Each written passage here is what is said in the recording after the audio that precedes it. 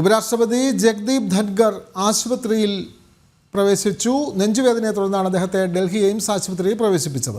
ആരോഗ്യനില തൃപ്തികരമെന്ന് ആശുപത്രി അധികൃതർ വ്യക്തമാക്കി. വിവരങ്ങളുമായി ഡൽഹിയിൽ നിന്ന് ജിഷ്ണു കൃഷ്ണൻ ചേരുന്നു. ജിഷ്ണു, ഉപരാഷ്ട്രപതി ജഗ്ദീപ് ധൻഖർ അദ്ദേഹം ആശുപത്രിയിൽ ഇപ്പോൾ ചികിത്സയിലാണ്. നെഞ്ചുവേദനയെ തുടർന്നാണ് അദ്ദേഹത്തെ ഡൽഹിയിലെ ആശുപത്രി പ്രവേശിപ്പിച്ചത്. കൂടുതൽ വിവരങ്ങൾ ജിഷ്ണു. ജഗ്ദീപ് ധൻഖറിനെ ഡൽഹി എയിംസ് ആശുപത്രിയിൽ പ്രവേശിപ്പിച്ചിട്ടുള്ളത് നെഞ്ചുവേദന അനുഭവപ്പെട്ടതിനെ തുടർന്നാണ്.